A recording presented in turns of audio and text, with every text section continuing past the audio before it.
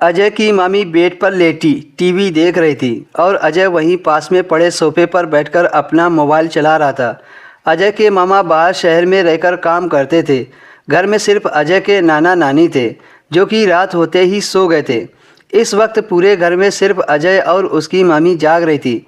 तभी अचानक से टीवी पर किसिंग सीन आ गई, जिसे देखकर उसकी मामी कसमसाने लगी।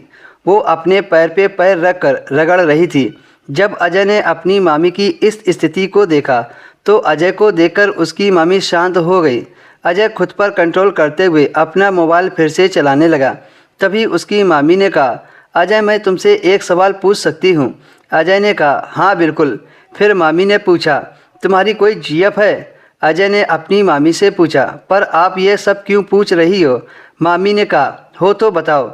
अजय ने कहा, नहीं मेरी कोई गर्लफ्रेंड नहीं है।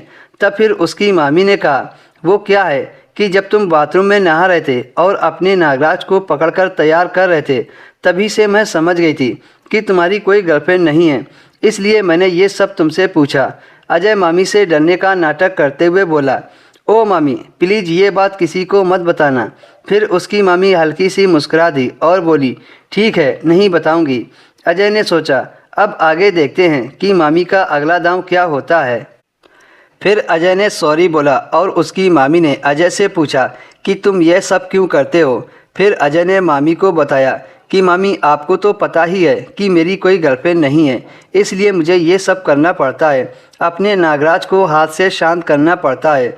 आपकी तो शादी हो गई है, आपको अब ये सब क्या समझ में आएगा कि मुझे क्या दिक्कत हो रही है। फिर उसके बाद उसकी मामी ने कुछ नहीं बोला और उदास हो गई। अजय ने कहा, मामी क्या मैंने आपसे गलत बोल दिया? आप मेरी बातों से उदास क्यों हो गई? अगर आपको मेरी बात बुरी लगी हो तो सॉरी। अजय की मामी थोड़ी देर तक कुछ नहीं बोली। अजय को लगा कुछ तो बात है। फिर अजय ने दोबारा से वही पूछा और सॉरी भी बोला। फिर मामी ने कुछ देर बाद बता दिया कि उनके दुख का कारण क्या है।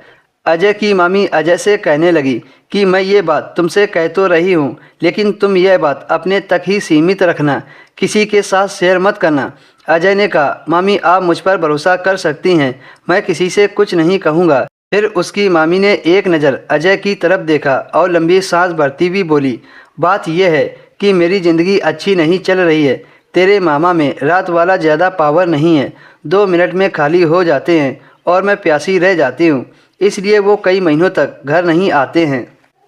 मुझे जो कुछ भी थोड़ा बहुत मिलता था अब वो भी नहीं मिलता है। अजय ने अपनी मामी से कहा, ये तो बहुत दुख की बात है। मामी रोने लगी और रोते हुए कहने लगी, इसी वजह से मुझे तुम्हारे नाना नानी की बातें सुननी पड़ती हैं। तुम्हारी नानी मुझे बांझ समझती है, जबकि तुम्हारे मामा ही नल्ले हैं। यह कहकर अजय की मामी अजय के करीब आ गई और अजय के कंधे पर अपना सिर रख लिया। अजय समझ गया था कि आज उसका सपना पूरा हो जाएगा और उसे इस मौके का फ़ायदा उठाना चाहिए। अजय बिना किसी के इजाज़त के मामी को बाहों में ले लिया और मामी को भरपूर मज़ा देने लगा।